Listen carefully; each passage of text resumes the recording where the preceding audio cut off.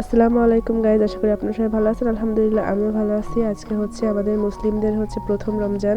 আর এই রমজানে আজকে আমি কি কি তৈরি করব আজকে আপনাদের সঙ্গে শেয়ার করব। আজকে হচ্ছে 2025 সালের প্রথম রমজান, 2 মার্চ। আর এই রমজান উপলক্ষে যে ইফতারিটা তৈরি করব, আমি প্রথমে তৈরি করছি ডিমের চপ। আমি প্রথমেই সবকিছু রেডি করে নিয়েছিলাম, আস্তে আস্তে এখন সব ভেজে নিচ্ছি। পরবর্তীতে তৈরি করব বেগুনির জন্য বেগুনগুলা ভালো করে স্লাইস করে আমি কেটে নিয়েছি। আর এগুলা ভেষনে চুবিয়ে আমি ভাজতে দিয়েছি। অনেক সুন্দর হয়েছে, বেগুনিগুলা ফুলে ফুলে উঠেছে, ভালোই লেগেছে। এর পরবর্তীতে আমি তৈরি করব ছোলা।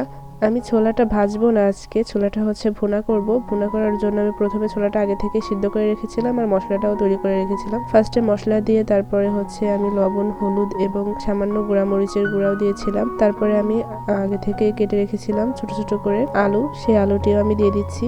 আমার ছোলার ভিতরে আলু আমার ভালো লাগে, অনেকেই পছন্দ করে আবার অনেকেই পছন্দ করে না, বাট আমার ভালো লাগে, তাই আমি আলুগুলা ছোট ছোট করে কেটে দিয়ে দিয়েছি। তারপরে আমি আগে থেকেই যে ছোলা রেখেছিলাম সিদ্ধ করে, সেই ছোলাটাও দিয়ে দিব এর ভিতরে, দিয়ে ভালোভাবে নেড়ে চেড়ে নিব। আর ছোলাটা আমি ভুনা করব, আজকে ভাজবো না।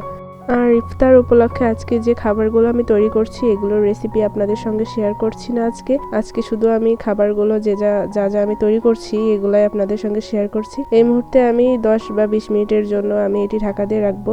তারপরে আস্তে আস্তে আমি জাল অল্প রেখে পানিটা শুকাই নিব, ভুনা যে ছোলাটা আছে তার। আর আজকের যে ছোলা ভুনাটা আছে এটা একদম বাজারের মতো টেস্ট আসে খেতে।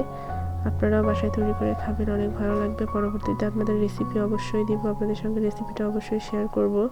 পরবর্তীতে আমি তৈরি করব পেঁয়াজু বা ডালের বড়া, আপনারা যেটাই বলেন। অনেকে ডালের বড়াও বলে, আবার অনেকে পেঁয়াজু বলে। তো এটা আমাদের বাসায় সবাই অনেক পছন্দ করে, আমারও অনেক ভালো লাগে। তো আজকে পেঁয়াজুটা এত সুন্দর করে তৈরি করেছি, অনেক ক্রিস্পি হয়েছে এবং সুন্দর হয়েছে। আজকে এই পর্যন্তই ছিল আমার ইফতারির আইটেমগুলো। আপনারা সবাই দেখতে পাচ্ছেন সবকিছু আমরা ডাইনিংয়ে সাজিয়ে নিয়েছি। তো পরবর্তীতে অবশ্যই আপনাদের সঙ্গে রেসিপিগুলো শেয়ার করব। সবাই পাশে থাকবেন, লাইক কমেন্ট শেয়ার করে পাশে থাকবেন। ধন্যবাদ।